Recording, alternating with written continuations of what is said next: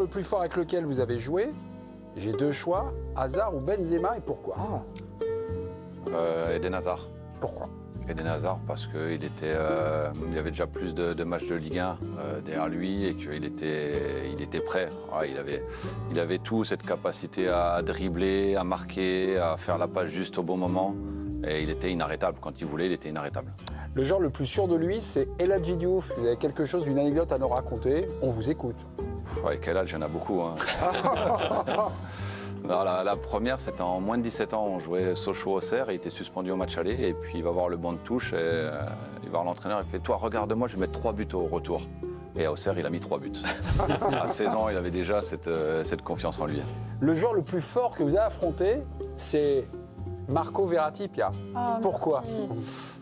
Parce qu'il est imprévisible, capable de faire des passes incroyables, capable d'éliminer, d'accélérer, il presse, il te tacle, il parle. Et non, il a un talent incroyable. Incroyable. Et maintenant que vous êtes coach, gérer un joueur comme Verratti, on va dire qu'il a une vie nocturne, on va dire assez dense, qui fait pas, comme disaient les anciens, le métier. Comment ça gère un joueur comme ça là, voilà. Tant qu'il fait le travail sur le terrain, il faut le gérer. Mais après, toi, il y a des joueurs, il y a Soulé, Diawara, qui en parlait souvent.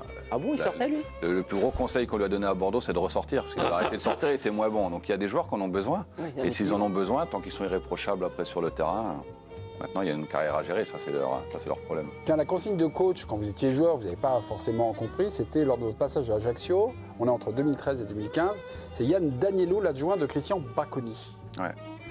C'était un jeu à l'entraînement comme ça, il dit ferme le couloir de jeu direct. Ferme le couloir de jeu direct. Ouais. Ouais. C'est-à-dire? C'est-à-dire à l'époque on n'avait pas compris, on se regardait avec Corinne Cavalli, on se dit mais qu'est-ce qu'il veut dire par là? Et en fait c'est un terme d'entraîneur. Voilà, c'est l'espace entre le ballon et le but. D'accord. Si tu veux, elle ferme les intervalles, voilà, tout simplement.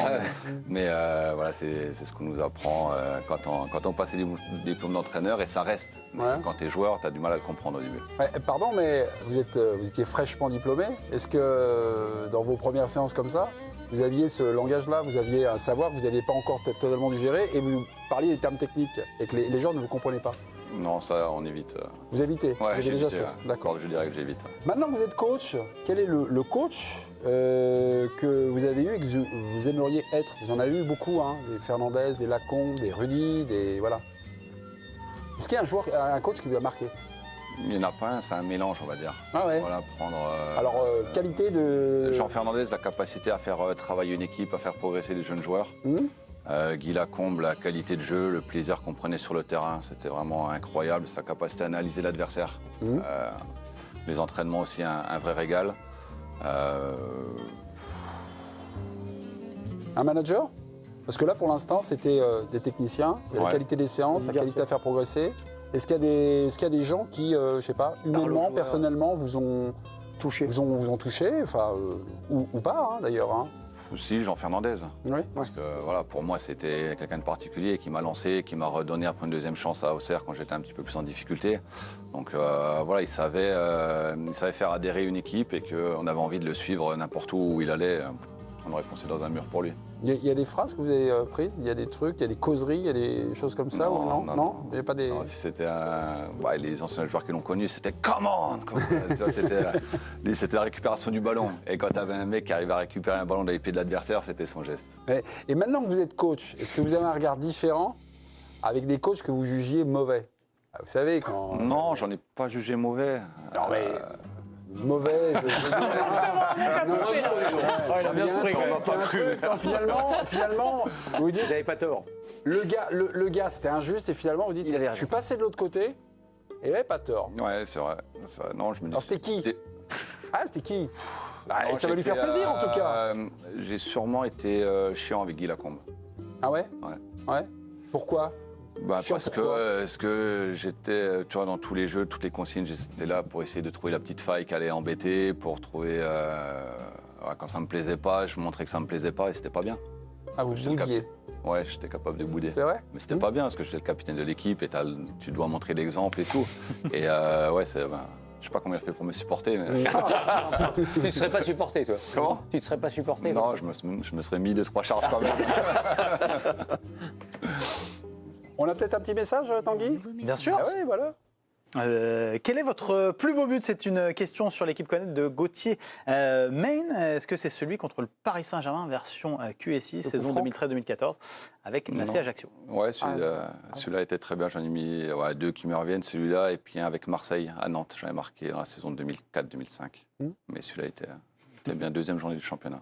Celui-là, on avait prévu, c'était contre le PSG, c'est pour faire plaisir à Pierre. Hein, Il avait dit, c'était fort. toujours là. J'apprécie. Le poison, c'est ça? Oui, c'est ça. Merci. Vous savez qu'il a failli jouer à Paris, hein. Il a failli signer avec Vaïd. Ah, c'est vrai. Non, mais c'était à l'époque de... Vous dites non. Ah, ça, tous les jours. Ils disent non, mais si c'est oui, c'est oui. Non, c'est après Sochaux. Voilà, j'avais le choix entre Paris, Lyon, Marseille. Et, voilà, j'ai choisi Marseille. Et c'est vrai que j'étais à Paris rencontrer Vaïd et puis le président Graille. Et je me souviens de ça ce soir. Vous aviez vraiment choisi parce que la rédaction de l'équipe était à feu à sang. Certains vous envoyaient à Lyon, d'autres à Marseille. À Marseille, c'est une légende à France Foot. Non, mais c'est pas une légende. Mais est-ce que vous étiez très indécis à ce moment-là? Ouais, c'était. Oui, on peut le comprendre. Très indécis. En fait, je jouais à Sochaux à l'époque et j'étais à l'hôtel à Lyon. Parce qu'on était proche de Lyon, parce que les gens de Marseille étaient montés. Et tu vois, il y a eu un peu un amalgame. Et, voilà. Ouais. Il y a eu un choix qui s'est fait tard dans la nuit. Voilà. Ouais. Après que les rédactions ont été bouclées. Oui, d'accord. Et votre plus belle fête, c'était après quel titre? La Coupe de la Ligue. Avec Sochaux? Avec Sochaux. Ouais, avec Sochaux. Pourquoi? Parce que c'est Sochaux, parce que c'est la formation. On avait perdu un an avant avec Sochaux justement en Coupe de la Ligue. On ne pensait jamais y revenir. Et finalement, on gagne ce trophée avec les copains et on savait que la plupart on allait quitter le club. Puis le président Plessis nous aimait bien. Il nous aidait bien aussi à finir les soirées. J'ai découvert un établissement nocturne parce que je ne suis pas du coin, c'était la belle époque, pareil. Oui, il n'y en avait qu'un. Ouais. Vous n'avez pas le choix. Tu as découvert l'établissement de sport. Voilà, c'est ça. Tu te souviens, Dans la c'était petite commune de Mathais. Voilà, la belle époque de Mathais. Bah oui, j'ai googlisé tout ça. Parce que si je passe dans le coin, voilà. Mais Jean-Claude Plessis, c'est la première fois qu'il y allait, je pense. Oui. Le moment où vous êtes senti le plus fort, c'était à Auxerre.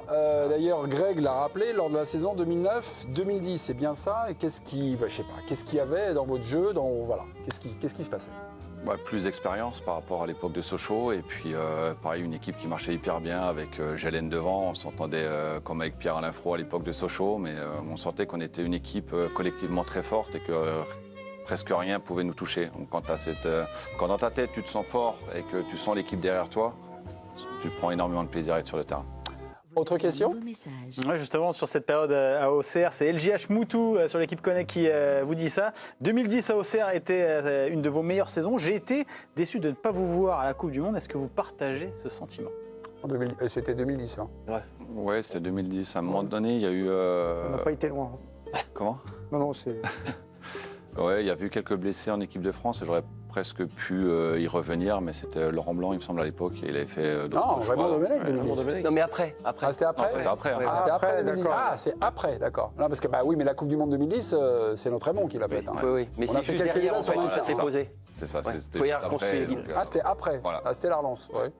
C'était Laurent Blanc, il me semble. Ah, Laurent Blanc, après, oui, bien sûr. Et après, il a fait d'autres choix en prenant des joueurs plus jeunes et j'ai pas eu une chance de revenir en sélection. Mais pour répondre à nos téléspectateurs, c'était bien l'idée de faire la Coupe du Monde. Tout à fait. Hein, on est bien d'accord. Non, l'idée de faire la Coupe du Monde, ça vous a pas hanté?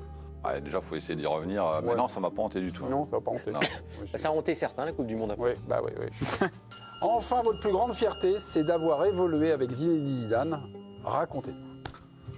Oui, c'est une énorme fierté. Quand en 98, en 2000, tu as rêvé devant ta télé en les supportant, se retrouver sur le terrain à côté de lui, c'est hyper impressionnant. C'est énormément de plaisir à chaque entraînement, à chaque passe tout simplement. Et puis c'est marrant, tu as des anecdotes maintenant. Tu vois, les gens de notre âge, ils ont des gamins qui disent « Tu connais le monsieur là ?» Puis ils disent « Non, c'est qui ?» Il a joué avec Zidane. « Ah ouais, il a joué avec Zidane !» Voilà, ça reste. Il était comment avec les jeunes, Zidane? Il était comment avec les jeunes joueurs? Ouais, il était top, il était hyper accueillant, beaucoup d'empathie envers nous, voilà, vraiment proche, il nous aidait. Et il était vraiment bon? Très bien.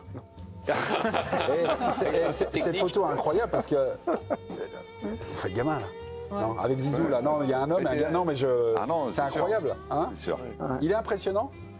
charisme. Est-ce qu'on est intimidé quand on est face à lui? Oui, c'est sûr. Ouais. Ouais. Le premier jour où tu le vois, tu vas serrer la main, bonjour, tu vas au petit-déj, tu vois, c'est... J'ai pas beaucoup dormi la nuit d'avant. Mais non, mais tu vois, c'est nos idoles, ils nous fait rêver, tu vois. Pour moi, c'était voilà, Zidane, Thierry Henry, Thuram, les joueurs comme ça, De Sailly, enfin tous, voilà, c'est des légendes. Et se retrouver à leur table, ouais, c'est impressionnant. Mais quel plaisir et quel honneur d'avoir été sur le terrain avec eux.